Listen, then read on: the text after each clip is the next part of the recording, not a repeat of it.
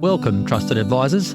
This is the podcast where we explore what it really takes to build, grow and sustain a thriving financial planning business. Every fortnight, you'll hear candid conversations with the leaders, innovators and trailblazers of our profession. People who have navigated the challenges, embraced the opportunities and are willing to share what they've learned along the way. If you're curious, ambitious and committed to raising the bar in advice, you're in the right place. Welcome back to the Trusted Advisor podcast.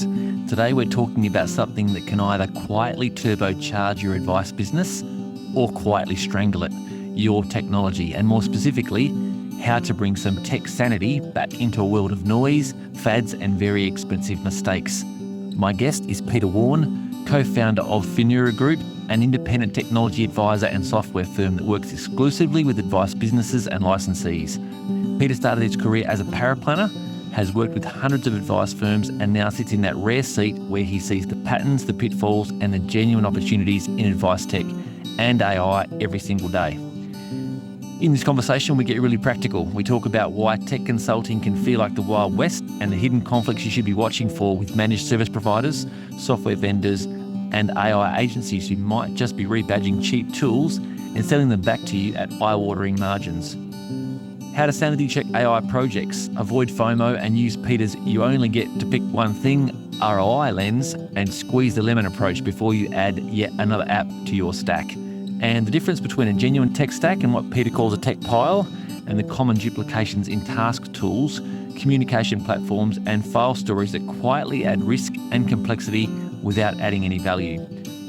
Also, the big fork in the road, staying on an industry platform versus moving to an enterprise CRM like Salesforce or Dynamics, including the real implementation and maintenance costs that often get overlooked. And then document management realities, SharePoint versus dedicated tools, how Copilot changes the equation and what good data hygiene actually looks like in a modern advice firm. And there's a big payoff if you listen right through to the end. Peter shares how buyers really look at your tech when you're preparing to sell, including why using weird and wonderful proprietary systems can hurt your valuation, why your cybersecurity posture is the polished shoes test for acquirers, and the red flags that tell him a firm doesn't have a tech problem at all.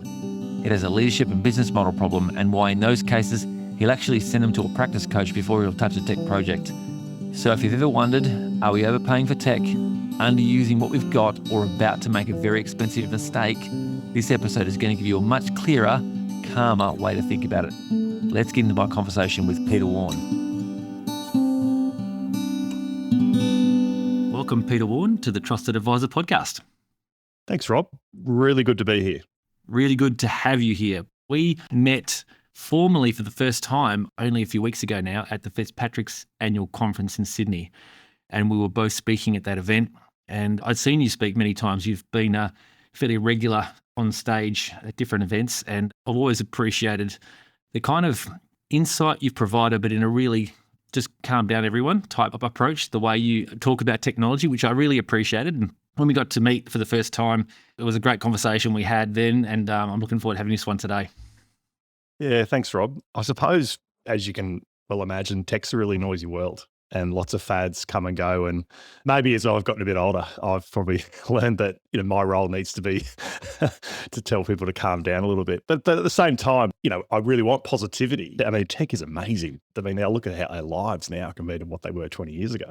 But at the same time, I'm also really careful. I don't like seeing businesses make mistakes they can avoid. So That's probably something that keeps me passionate. I know it's something that keeps advisors passionate about their clients as well. So I think we're just of similar values from that point of view. Yeah, for sure. So for listeners who don't know you, tell us about Finura Group and what an independent technology advisor to advice firms does day to day. So Finura Group has two parts to it. So we have a software development business, which is building some apps for the industry, which is really interesting. And we have a services business, which provides, as you said, consulting services to the IFA and licensee market. We've only been going 5 years. And someone actually said to me the other day, gee, I don't know why no one had done this before around technology. And so my colleagues, we had a background doing X-Plan development. So we all worked in another company a long time ago. And then for a whole bunch of reasons, we decided to start something new. And I just said to the team that I felt that technology was becoming such a big part of an advice business's lives, but there really wasn't an ecosystem of people that can help them get the best out of it from that perspective. So I thought, why don't we sort of look to create a model in the same way that an asset consultant provides a chief investment officer support model or something along those lines? Why don't we create a technology model to do that? And the critical element and what's unique about us, probably compared to other technology consulting services, is our firms pay us directly for what we do. We're not resellers of Microsoft or Salesforce or those other things. Unlike our industry, Rob, the technology industry is riddled with conflicts and shelf space and volume payments and all these sort of things. And I think ultimately small businesses just want practical advice. And I think the secret sauce for us is that all of us, including myself, have worked in advice at various times in our career. So my first job was a paraplanner in 2000 at Suncorp Bank. So that's how long I go back. So you are from the industry, therefore your technology understanding is very domain specific, which is why it's a real strength, clearly, of your business and you in particular, Peter. And I know your colleagues are there as well. I met Simon Betchley, one of your colleagues, at the Fitzpatrick conference as well. And Simon reminded me we first met talking about OLEC. I reckon, I don't know when that was, but that's like in the 2000s sometimes. Yeah, Simon's probably got a richer software background than even I do, but he's spent a lot of time working with, he's probably worked with 300 or 400 advice businesses now over the last few years, and same as Danny and the rest of the team. So you add up the collective knowledge or scar tissue or whatever you want to call it, there's some real learnings there.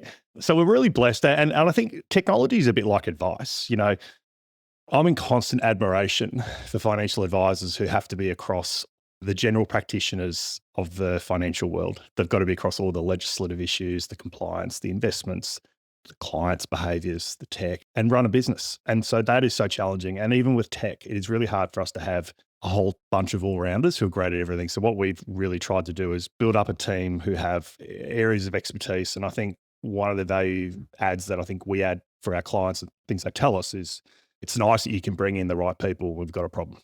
And I think great advisors do that too.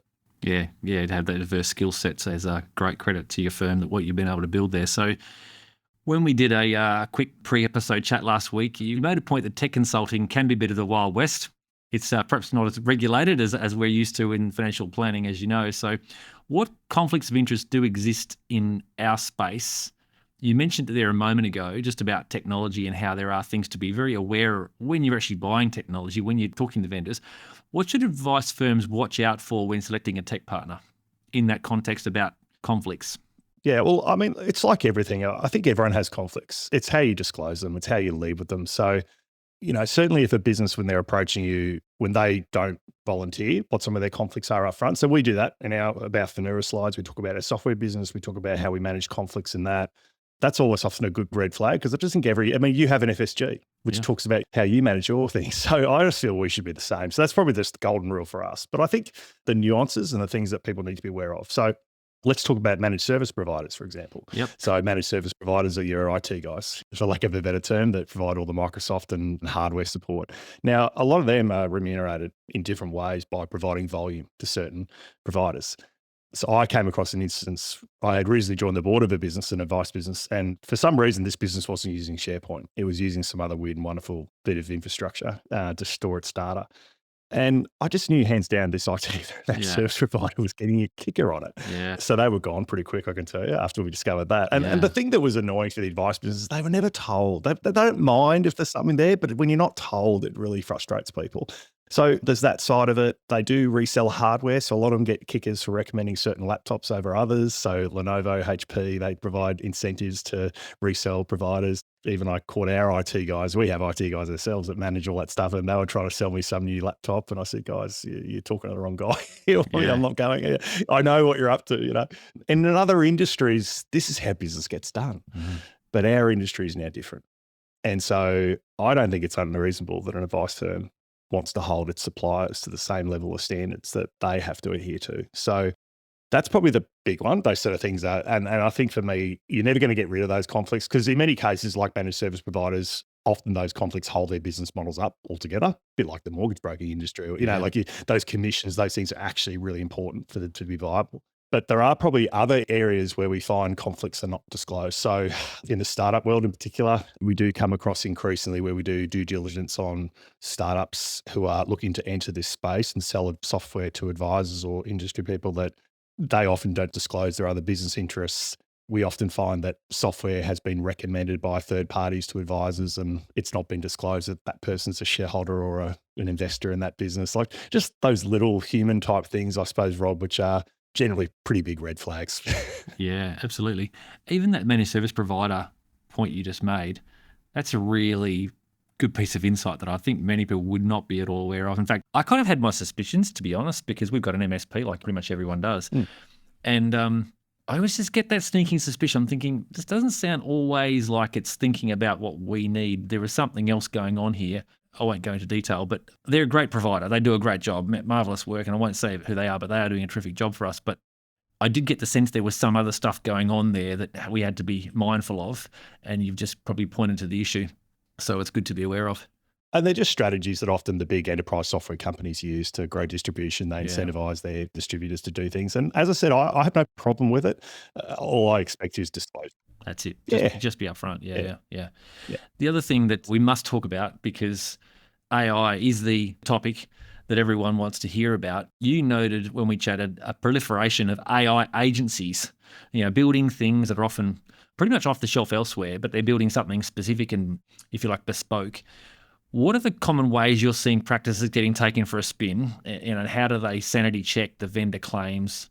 This is an area you're kind of very familiar with. I saw your presentation at the FITS conference, and this is kind of something you've really got your teeth into. So give everyone a bit of a sense of what they should be thinking about when they're thinking about how they deploy AI in their business.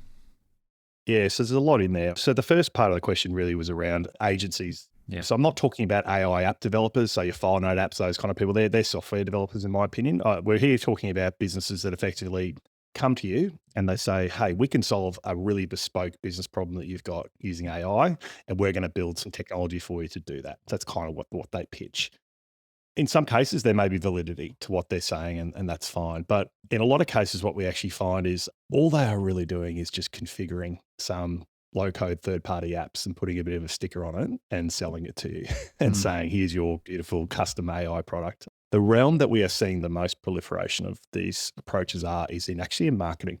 So claiming that they can automate lead generation, website scraping tools, you name it, that sort of thing. And I suppose it makes sense because they are the areas with AI in particular where it's not really industry specific. To do those things, you don't need knowledge of how to do an SOA if you're an AI provider, for example. So they tend to sit more in that realm of marketing, productivity type tools, I would say.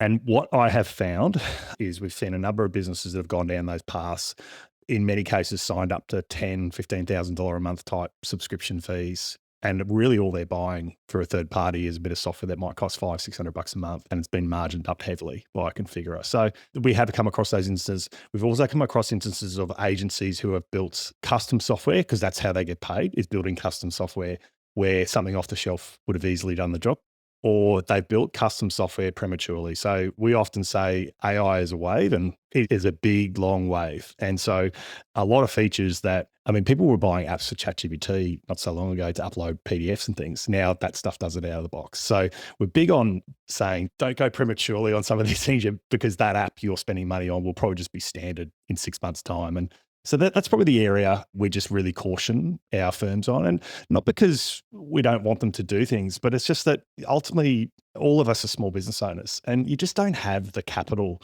to be throwing away money on things that are really not going to work from day one. So that's probably why, if you're an S&P 500 company, then you can afford to lose a few $1,000,000 bucks on something that never sees the light of day. Yeah. So the word of advice there is don't fall victim to FOMO. Just cool down a bit. Just make sure that you're making careful decisions. What's your approach for cutting through the hype and helping people stay focused on what matters? Clearly, your firm does this, so people can come to you and you can kind of help them navigate these questions. Do you have any advice for anyone, just more general in nature, that how would they sanity check what's being offered to them? How do they try to cut through that hype and stay focused on what really matters? Yeah, so I think always be really clear on what's the likely return on investment for what's being proposed. And so that's often the golden rule. And even in any business, I wouldn't say cost is the big constraint. It's often time. And so my business partner, Aaron's got a great saying: when a client's wasting a lot of time debating as to what we should do and all the different initiatives, he'll often say, guys, you get to choose one. What's it going to be this year? We get to pick one thing.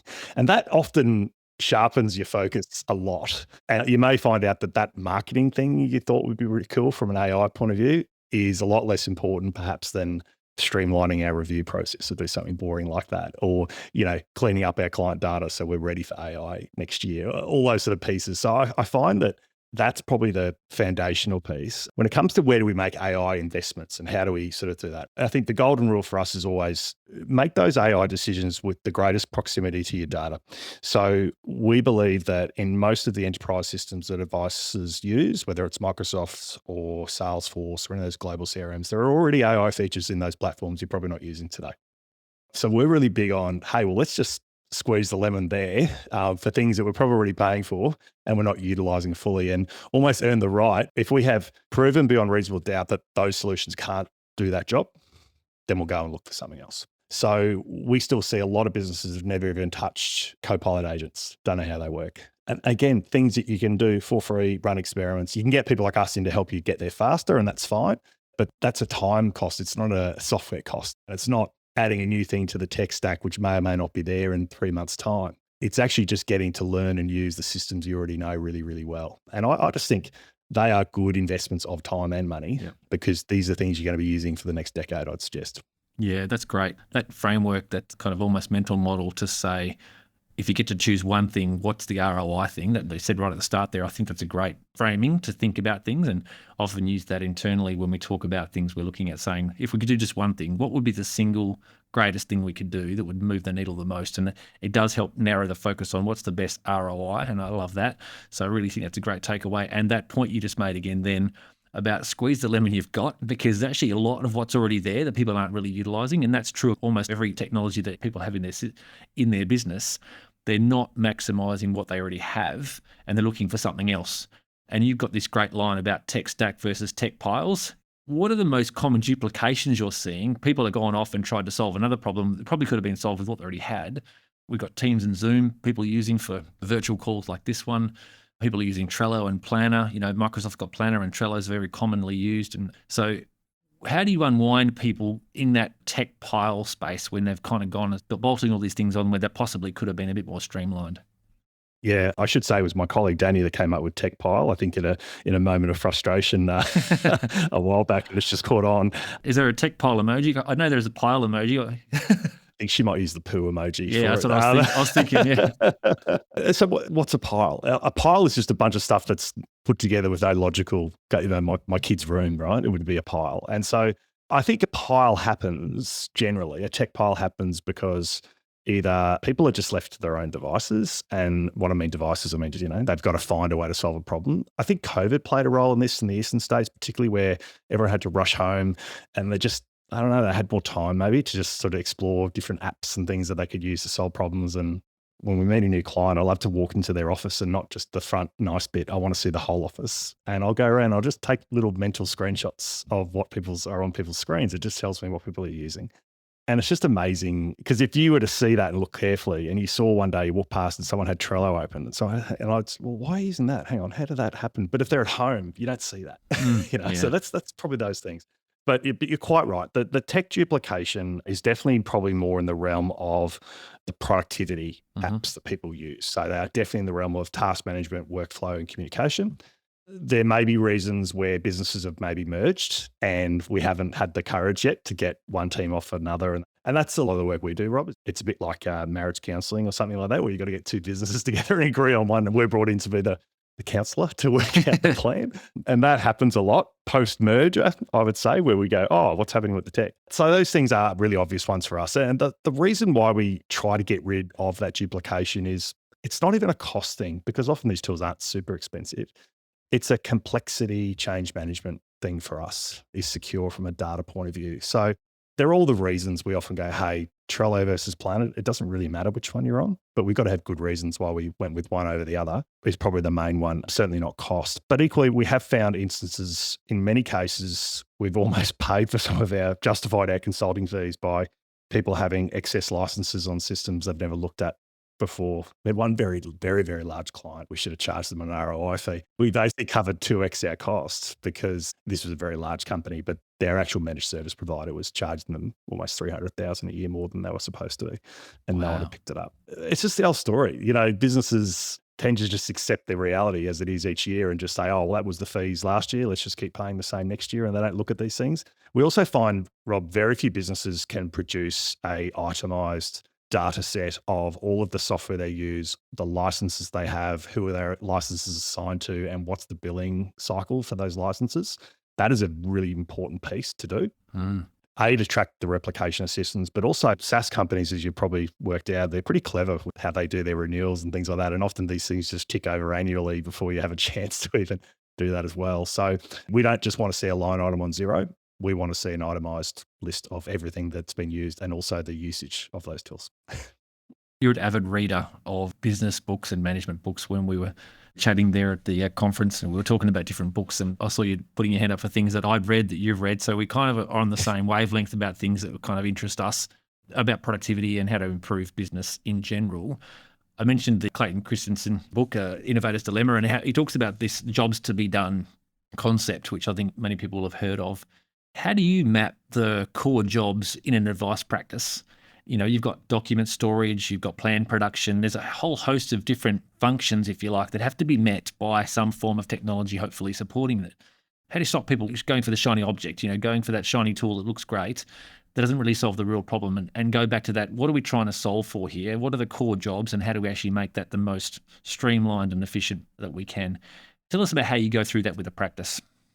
Yeah, so you're quite right. The jobs to be done framework has been with us from day one at Finura. It's something we certainly anchored ourselves to. And the main reason was that we sort of identified that despite the fact that every advice business has different value propositions and different ways of doing things, that fundamentally we all kind of do the same things, only because we're highly regulated. So, there's often not a choice.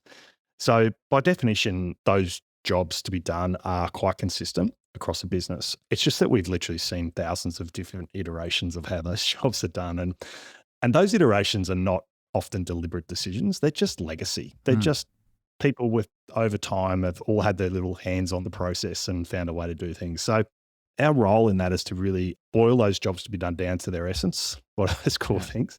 Identify what is the process and who should be doing those jobs. And if it's not a who, it's what system should do it. And make our decisions that way backwards rather than people coming to us go, oh, is it Dynamics or it's a Salesforce? What do we do? That's not the right question in our opinion. And there's also another set of jobs to be done that often doesn't get considered, and that's the client's job to be done. So what are the jobs to be done for the client? So that's jobs that they need to do as clients. They're jobs that we need the client to do for us, like signing things and sending us things. And look at all of those things in their totality, because that way we can often make some better decisions about, well, rather than replace a bit of software, maybe we can just kill a process altogether because we just don't need it. It's just of no value anymore. We don't even know why we do it. One of the things I do, I'm on a few boards, and I always say to the CEOs, look, how much time do you spend putting together these PowerPoints for these board meetings? And I'll get some answers. And I go, can we kill that? I'm more than happy for you to send us the Excel spreadsheet and a nice little whiteboard with some screenshots and a bit of a commentary or a Loom video. That process is not required, So I think it is a business-wide discipline. I don't think you need a tech consultant necessarily for that mindset and that philosophy. I think that's something that should be in the DNA of every business owner, that they are constantly questioning those jobs to be done in the business and working through that all the time, saying why we do it. And you hear that all the time. Well, I ask the question why. It's really why are we doing that job? And if we still need to do that job, why are we doing it that way? Yeah, it's a great framework, that jobs to be done thing, I think, because when you think about it, and as you say, you've brought that approach to everything you do in the business consulting world in technology, to be able to look at those component parts of the advice process, because we are a regulated industry, therefore everyone's doing essentially the same things. There is plan production, there is document storage, there is product comparisons, there is cash flow modeling. All these component parts can be isolated to say, okay, what is the right method to get those jobs done, as you say, but you also make a really good point there, Peter, which is about the client's jobs to be done too, because there's document signing, and I'll just reflect on the fact you said when businesses merge, a business merged with us a few years ago now, and they had DocuSign was their primary digital signing tool, and we had another version, we're using Adobe, and for a good while, I reckon at least a year or more, we were using two versions because there's habits that have been formed And it took a little while to kind of like navigate which of those we're going to work with moving forward. And I don't think either of them is probably the best solution now even. So, it's always challenging that question as to what are we doing and why are we just doing it that way. So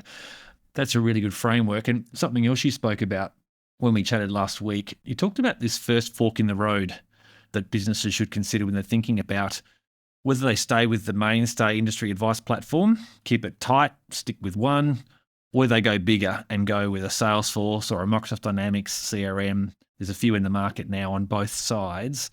How do you decide which side of the fork a firm is on, whether they stay tight mainstay platform versus starting to branch off into maybe another more CRM-centric business model, if you like, for technology? It is a critical question. And so one of the things we really try to do up front before we start work with any business is get to know the owners quite well. And, we're not business coaches, but we do need to know where the business is going strategically, because tech should be in service of that, not an inhibitor. And so if a business owner looks me in the eye and says, yeah, look, it's probably unlikely someone's going to succeed me. I'll probably sell this business in the next 5 to 6 years. That's going to inform heavily some of the tech decisions we make for that business, which maybe aren't optimal for the next, day to day. Like there's probably always a better way and those things, but I see it as our job to make that business sale ready, potentially. I would hate for something that we were to recommend that business to do to make that sale process more challenging or impact the valuation of those things. And you're an acquirer of businesses, Rob. Surely you must look, when you're doing your due diligence, look at a business and work out, this is going to be hard because they're just using all this weird and wonderful stuff that I've never heard of. How are we going to migrate them to our operating system? Yeah. If anything, it's actually almost the benefit of there being a really dominant platform in the technology space in Australia. I was talking to another guest on the podcast that's coming up in a week or so now about this same question. And he's looking at the strengths and weaknesses of the technology industry in the Australian market. And he said perhaps the strength, because he was struggling to find one, because, you get people going off to the US and seeing all weird and wonderful tech ideas, trying to come back to the Australian market thinking there's lots of things can be done. But he said perhaps the one strength is that there is at least a pretty uniform approach to how people are running tech. So when you are integrating firms, unless they've really gone off the reservation, there is usually a consistent approach to how technology is being run. So that's an interesting observation that, we've got to try and find ways to bring firms together, but navigate that technology question and knowing full well in advance, as you say, what the intention is for the business, because that obviously is a big bearing on how you would advise them in terms of what they do on the tech front. Is there a threshold there as well that you think about a fork in the road?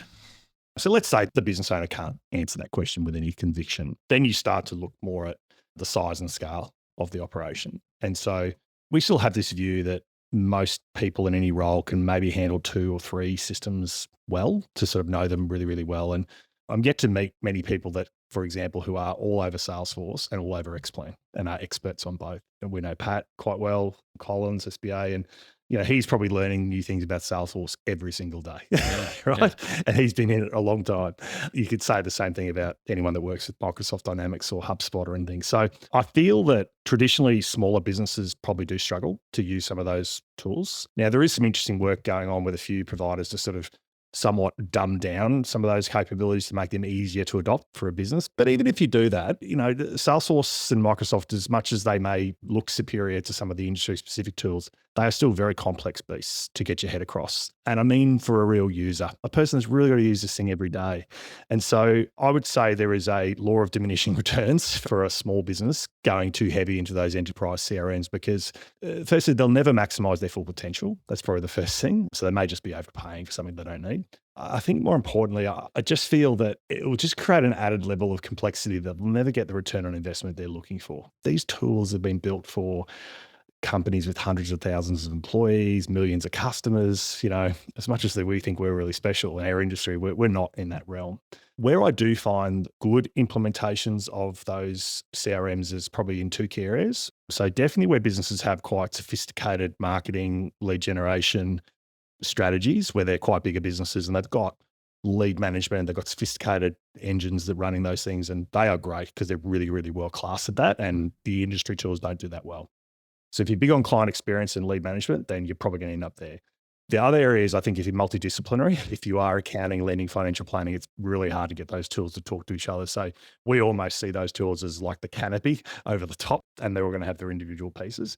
And then there's just a scale thing, I suppose, where if it makes sense for a business of your size to have an in-house person who can run those systems well and understand them, and you can afford that, then you will get benefit. A lot of firms probably buy things like Dynamics and Salesforce, and they underestimate the maintenance.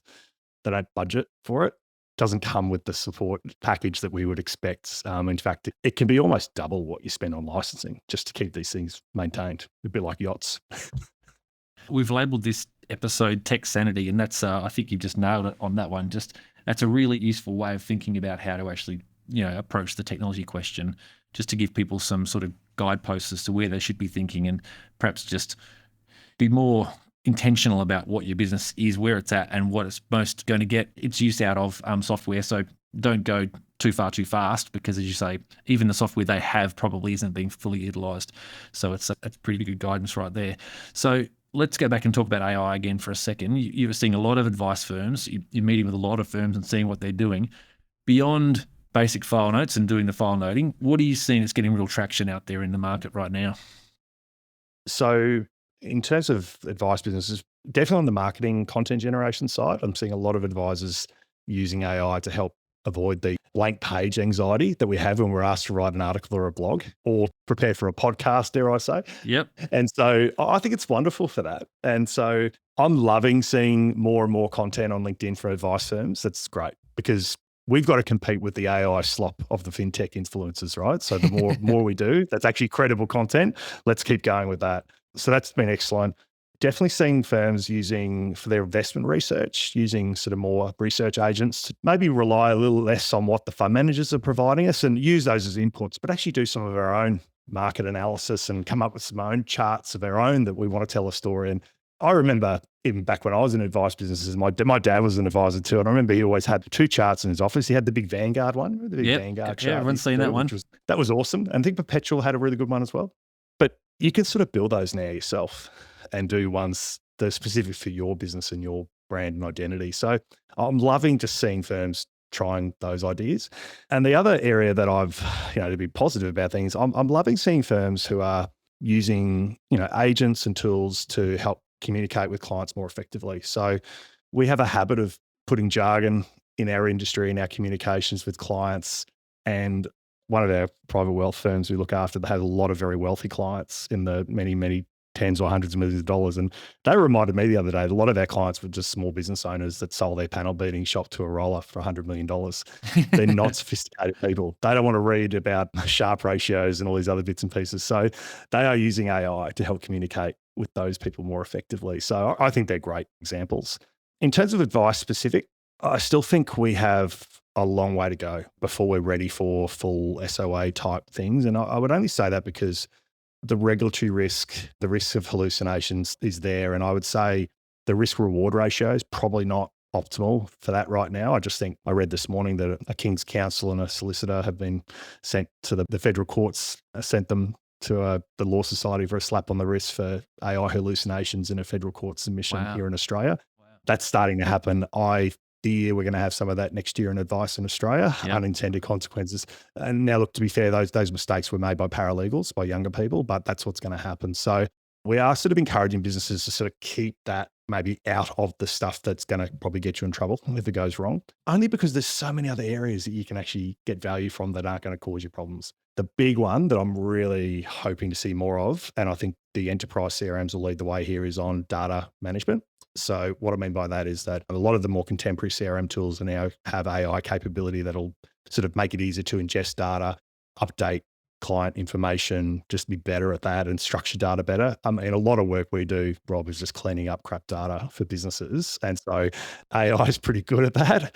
So I know some people are doing some good stuff with Dynamics and Salesforce to sort of update client data more effectively and have less humans doing that part of the role. So honestly, if businesses can solve that, we are so far ahead of the game compared to where we were 3 years ago, just on that alone. Yeah, it's great. When you presented at the FITS conference, you showed us some workflows that you've created using Copilot, which is now, there and available. And in fact, even at the FAAA Congress a couple of weeks back, when someone was on stage asked who was using AI, all the hands, pretty much went up. And what were you using? Most number of hands was for Copilot. So people are actually adopting Copilot now that it has really come along in leaps and bounds, because I think as soon as it was launched, it was pretty underwhelming at the time versus the retail competitor, ChatGPT, even though they were using the same LLM supposedly. But Copilot's come a long way since then, and you showed us some pretty cool workflows you've helped build. Can you just share 2 or 3 of your favourite workflows that you're working really well in practices you've helped create for businesses to get them a little more efficient on the way they process their client files? Yeah, so we have built some effectively agents on Copilot, which are basically, most people know what an agent really is. It's just an advanced prompt with a bit of workflow that's got a very specific job to do. So one of the challenges with using the generic chatbot type things to do jobs, like even just the generic Copilot interface, is that it's going to be different every time. So what you want to do is build some repeatability. So what we do is we look to build some agents which are specific for tasks, and you can share them across the business and everyone uses the same thing. So we've definitely used them for creation of file notes. So we have had quite a few businesses who have maybe tried some of the off-the-shelf file noting tools that are out there, but those costs can add up quite quickly for some businesses, or they just don't want to add another thing to the tech stack. So they sort of say, can I do it in Copilot? And certainly it does cost money to develop and deploy these things, but for larger businesses, it makes sense to do this in-house. So that's definitely of value. We've had success building things like implementation checklists and reports. So the ability to consume a statement of advice and give a really structured implementation checklist to your back office team according to a workflow, and then even be able to create some workflow off the back of that through the Power Platform, creating tasks and things inside of the Microsoft environment has been really, really successfully adopted as well. And the other big one is standardization of power planning requests. So larger businesses often struggle with this element. And so what we allow is the advisors, we've sort of created agents which will ingest file notes, technical strategy content and some modeling, and will allow the advisor to almost just verbally dictate in what they want to happen with the client. And there's advisors of all different ages and skills. And so even if they provide quite unstructured guidance, it will then put that into a nice structured file note paraplanning request. So a third-party paraplanner can then actually go ahead and do the plan with some level of confidence. So for me, they are really good, useful things. And why are we doing sort of specialized configuration? It's just that every practice has its own way of working. And so there are some cases where we can just use AI, because it is just simpler to use AI than try to get the practice to change everything on that. And what we're finding with those businesses, once they adopt those things and get it going, and I think it takes a few months to get those things fully adopted, then they start saying, oh, what else can we do with that? Or we come back and talk to them a few months later and they've built some other things they're trialing, and you go, it's kind of cool. It's like learning to ride a bike. You just need mum and dad to just hold the handlebars for a little while at the start, and then eventually they're flying down the hill. Yeah. I love that last one. In fact, all those 3 make so much sense, but especially that last one you just mentioned around the paraplanning request and having an advisor essentially dictate in their thoughts as to what they want to have happen, and it ingests the work papers and actually puts together a pretty neat paraplanning request, because there is quite a bit of time and effort that goes into that work for an advisor or an associate to an advisor preparing that for a paraplanner to write. So let's talk about document management. It's a big one. Document management, you've mentioned SharePoint more than once in this call. How should firms think about this, knowing it's already included in the Office 365 suite, SharePoint?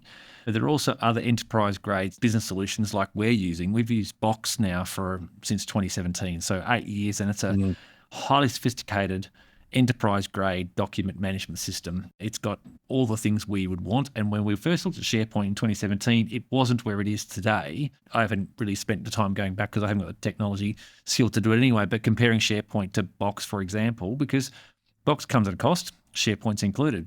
So it's clearly a decision point for businesses to make sure they're making the right choice around the document management. So how do you think about that with businesses that you're consulting to around document management?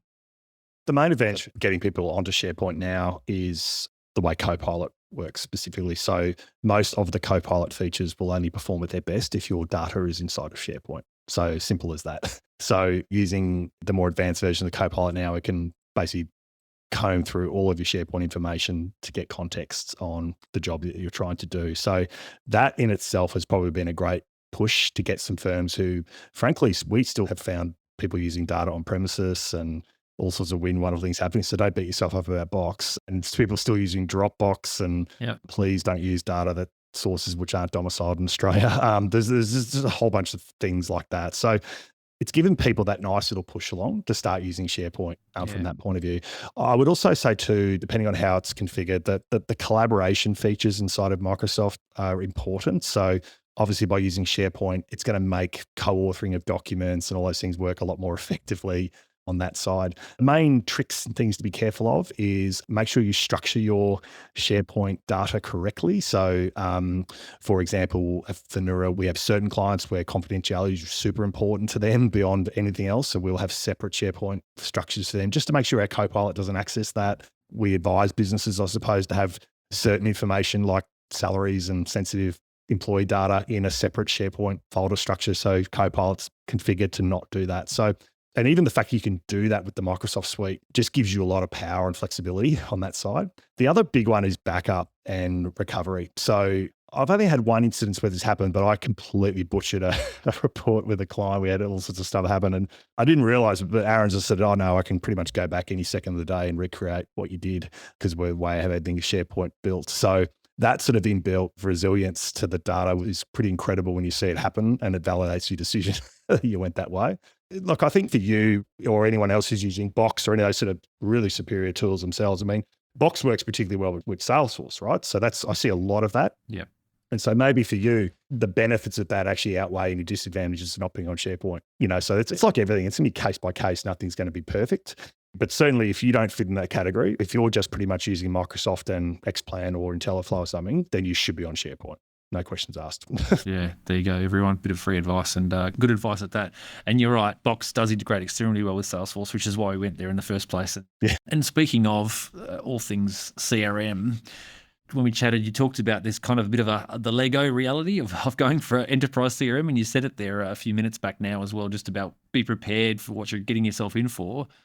Because there's implementation, configuration, ongoing maintenance. How should owners who are thinking about that budget so they don't get surprised about what they're up for when they decide to go down the path of using a CRM? And it could be Fin365 because obviously they're in the market with Dynamics.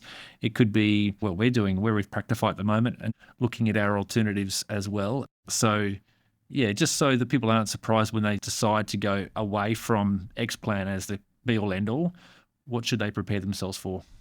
Yeah, so I think the first thing is that let's just use that scenario that I want to leave Xplan and I want to go to Microsoft Dynamics, whether it's Fin365 or something else. The reality is that you will not have all the same features and capability that you have with Xplan. So you will still need pieces of the puzzle to produce the advice. So whether it's Salesforce or Dynamics, they were never built to be advice tools. And we have absolutely seen businesses go off the rails and things fall over who have tried to almost rebuild Xplan inside of Salesforce or those things. It becomes really complicated. So we're actually quite big on potentially saying, look, I want to move into that from an enterprise point of view, but I'm probably going to keep some industry specific tools like an Xplan or a Advisor Logic or something to do the modeling and the research and the advice creation because the pain of trying to rebuild that inside of Xplan just doesn't make sense for us. And just try to get those two to talk to each other. So that's probably the first thing, just from a mental model point of view around that. When it comes to, if I've made my decision that I really want to go with an enterprise CRM, then obviously there's two ways you can do it. You can go buy your own directly and just configure it. We do work with larger companies, some ASX listed ones that have gone down that path. You are looking at $300,000-$400,000 as a guide to configure those things to get them working for you. And that's not with us. That's with the actual third-party Salesforce developer. So Salesforce comes to you, yeah, it is like Lego in the sense that you have to pay, and probably worse because it doesn't come with the instructions. And that's where that sort of whole thing about building with the end in mind, it's really hard because you don't really know what you want. It'd be like building a house without an architect. If you keep changing your mind all the way through, it is a bit like that. So a lot of the work we'll do with clients is just go, okay, if we're going to go down that path, what does it need to look like? And how do we craft a set of requirements that the builder, the Salesforce configurer, can go and do it and not run off the rails with costs? So that's a big one. The smoother path, I think, for businesses who aren't in that 250 employee plus realm is to get something kind of 80% of the way pre-configured by someone. So Fin365 have done that really well with Dynamics, Practify with Salesforce, Captegra have got one, and Pat's kind of working on one now too, which are looking really promising as well. And I think there'll be a few of these. And there's a lot of them in America that do that as well. So they'll just provide businesses with, I just think, 3/4 of the job done in terms of configuration. The only problem we find is that remaining 25% to get what you want to be 100% could actually cost a lot still to get it there. So we have consultative firms that have bought one of those tools pre-configured and ended up having to spend quite a lot of money to get everything they wanted built anyway as well. So every case is somewhat different, but I think go in eyes wide open about what it will and won't do, and be accepting that there will be some trade-offs in terms of what your full capability will be. And I would also say too, like dealing with Salesforce, I don't mind picking on big companies because they don't care what I think. They're pretty relentless, ruthless sales organizations. Yeah. I've actually dealt with some Salesforce customers who have been almost so exhausted by the process that they just give in and sign up. I don't know how they go about it, but it's just not what we're used to in this industry, I think. It's not relationship, let's put it that way. And so I've just seen firms sign up to some pretty silly terms directly with Salesforce that they didn't need to. One case we saw where there was a 3-year contract signed, annual payments in advance, and the business was still 19 months in, still not using it. So they were still paying for like just complete inexperience on that side of it. And Salesforce didn't care. And they said, well, if you don't pay your bill, we'll sue you. So I would say some of the advantages of those third-party relationships is if they're going to manage the Salesforce contract for you, I think that's a win. Personally, that's a great piece of advice too. I think, as you say, going direct, you are dealing with a very big organisation that isn't really thinking about the end user experience always. It's out of the box, and we'll try and sell you what we can get you to agree to. So, cautionary tale for everyone who's thinking about going down that space. You talked about there just thinking about getting that last 25%. People get most of what they want pre-configured, but they just can't get that last bit. You talked about this ROI quadrant, sort of set up the cost versus impact quadrants. What's high cost, low impact? What is low cost, high impact? Obviously, that's the ideal scenario. Can you talk us through the decision-making framework that you bring to the table there and making sure people are making the right decisions around the ROI they might get from the investment they make? Yeah, so it's a pretty foundational consulting concept, I suppose, where you work with a client to decide, here's all the things we'd like to do, here's all the things we need to do. Here's what the costs will be, here's what the benefits will be of doing those things. And we did that process firstly because a lot of firms don't have the necessary experience to understand firstly what the costs are. It also then allows us and the firm to stress test the benefits. So to really say, are we capturing those benefits? There was one example where a CEO rightly said, well, that's great, it's going to save us 1,000 hours. What are we doing with those 1,000 hours? And I'm like, well, that's up to you. I said, I can create the time, but I know humans. I am one. And if you free up an hour of my day, I'll fill it with some crap, that's for sure. So I sort of feel that even if those benefits are not hard dollars, and there's two types, there's hard savings, there's strict cost savings, sure. You can just capture it, done. Yep. The softer side of it is the hours and capacity side. And I think all we really want to do is to call those out to the businesses to say, this is actually what you should be tracking. And just saying, well, if we're not doing that anymore, what have we replaced that times with? My dad, a long time ago, taught me about Parkinson's law. This sort of work will always expand to occupy the time allotted for it. He was a small business owner all his life. And so I think it used to drive him nuts. And I think it's true. It's human nature. We give someone a week to do a job, it'll take a week. And so I do worry a little bit that we don't do a good job capturing those things. And one of the things we like to do is we do have ongoing relations with most of our clients. So we'll often track that stuff and sort of say, well, what has happened to that time? And this is probably the big unknown with AI, right? All these advisors that are saying they're saving hours a week doing file notes. Are they seeing more clients? Are they doing more meetings? And I think as a business owner, I would put it to you that let's just come up with one metric that we want to track on the other side that proves whether we're doing a better job. And whether that's our revenue or I like the idea of average meetings per week per client, per advisor. Because I just think advisors and a lot of businesses don't do enough meetings with clients. Yeah.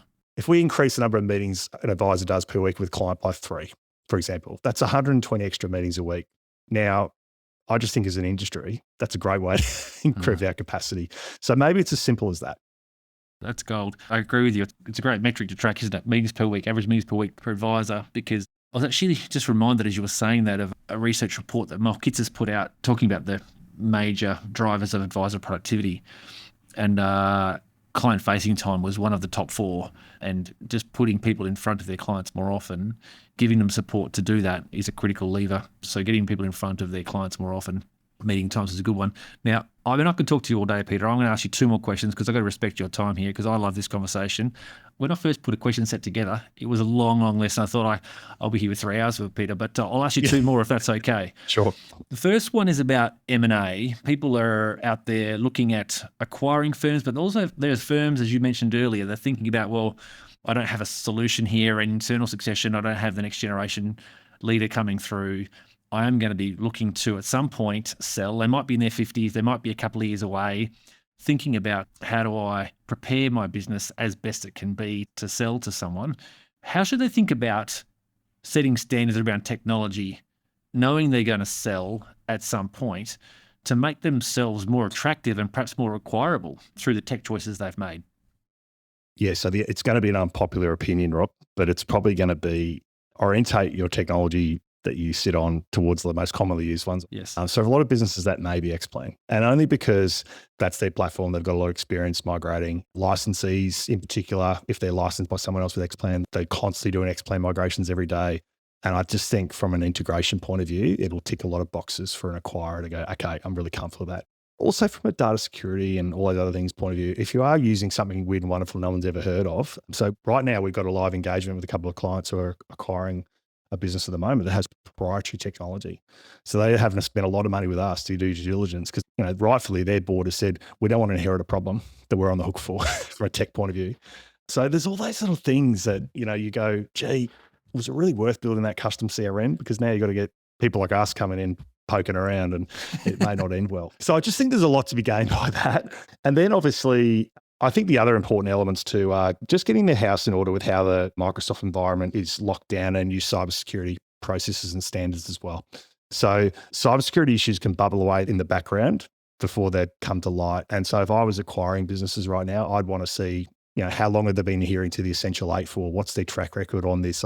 And even as a business, I would be documenting those things at a board level, having almost a paper trail of this is what we've been doing on cyber for the last years. And I know it's not going to get you a better price necessarily for your business, but bloody hell, it takes some risk off the table, doesn't it? Yeah. It's a bit like other things. Like one of my teachers always said, you got to polish your shoes, Pete, because generally people will assume if your shoes are polished, there's a lot of other stuff in your life's in order. Yeah. I think the cyber is a good one for that if you can actually show the cyber stuff, you're going to be pretty confident as an acquirer to go, gee, well, I reckon the HR stuff's going to be pretty good. You know what I mean? It's that sort of thing. So I just think there's a lot of benefit there. I totally agree. In fact, I was listening to a podcast this morning on my morning run, which is why my face is all red. I was listening to Rory Sutherland from Ogilvy, and he was interviewed by Shane Parrish, who was the Knowledge Project podcast, a brilliant podcast. Yeah, that's on my wait list. We'll listen to that one later today. It's a cracking episode. I'll give you one little tidbit he shared in that podcast. He said, if you turn up to buy a car from a private seller and you knock on the door to the seller and you've had a look at the car, it looks good, look at the bodywork and everything, and you knock on the door and a female vicar answers the door, you're probably going to be prepared to pay the price that she's asking, or maybe even a touch more. If you knock on the door and someone opens in his underpants, you're probably not going to pay the same dollar.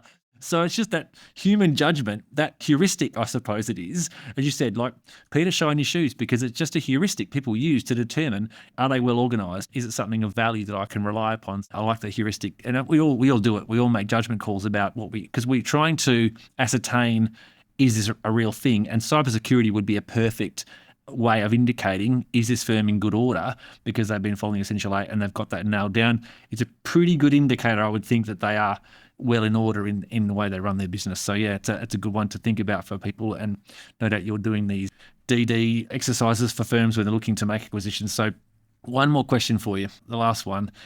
When is tech the wrong lever? What are the signs that perhaps the business has got a leadership or a business model issue that they think technology is a problem? And when do you refer a firm to a practice coach instead of a tech project exercise? It happens more than you think. And that's probably just been a bit of accumulated wisdom on our part to sort of identify those things. And that's sort of why we've had to really consciously hire quite mature, experienced people in our business who can pick up on those things because it's gut instinct. The red flags are typically that they've actually tried some other things in the past from a tech perspective and it hasn't worked. And I will often ask the question, have you worked with other tech consultants before, or have you done a tech project? Can you tell me about how they went? And just a very general question. And that answer will usually tell me everything I need to know. And it's not to be critical of the business. It's just to say, hey, look, I've seen lots of businesses work with that vendor or that company and had great outcomes. And you will often hear stories, well, I went to these guys and we tried these guys, it didn't work. And you sort of go, okay, sooner or later, the mirror has to come into the equation here about why those things aren't working. Yeah. And they are very rarely purely tech issues. They are always people issues. And I know that our business, if we don't have the people thing right, we'll never be successful. So That is a question that's a challenging one, because sometimes you have to put your big boy pants on and talk to the business owner. But I do try to talk to them as a fellow business owner and go, mate, I'm just picking up on some stuff. And I think, to be fair, we don't want to start a project with a client where it's destined to fail from the start. That's not good for us or for them. It's not enjoyable. It's a terrible way to make money, and we don't have to. We don't have to run our business. In the same way, there's probably certain clients that come to you, Rob, that you just know you can't help, right? Yeah. So, but what I would say is we have a wonderful network of consultants and people out there in the industry that I think nail this stuff, that we gladly refer to. And it goes both ways. There's plenty of consultants that go, hey, they'll solve this tech issue. So I'm having dinner actually in Melbourne tonight with a group of them tonight. We catch up quite a bit. We have a little private WhatsApp going, and there's actually a lot of collective knowledge in there. Yeah, I'm sure there is. But the thing that unites us is we actually really care about these businesses, but we have all learned that we can't be successful unless the conditions are right. And so I had a prospect actually the other day who almost was apologizing to us because they decided to pause a project till June next year, but they had some critical people issues blow up. But I was so pleased to hear they'd brought in a consultant who I know really well, who's good at managing those situations. This is going to help him through it. And I said, mate, don't apologize. You've actually just gone straight to the top of the list of a client I want to work with, because you've shown the self-awareness to know this is going to work. So we're all business owners at the end of the day. And I'd like to think that if someone felt that way about working with my business, I'd rather them tell me. Yeah, absolutely. As I said before, there is lots we could talk about today, more than we've covered. But in the interest of your time, Peter, I just want to say it's an absolute delight talking to you. You are a very clear thinker and communicator on this issue. And I think people who are wanting to kind of navigate this big question around technology and AI and what systems should we use and should we go CRM, this is an absolute golden episode. So I really appreciate taking the time to join me today on the Trusted Advisor podcast. Thanks, Rob. Thanks for putting tech on the agenda. Always appreciate it, and would love to come back at some point in the future. Thanks again, Peter. Much appreciated.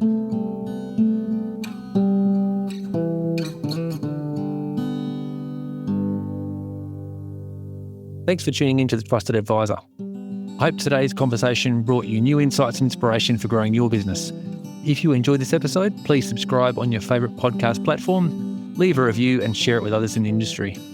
And don't forget to connect with us on LinkedIn for updates on future episodes. Until next time, keep building trust, embracing innovation and driving success in your practice.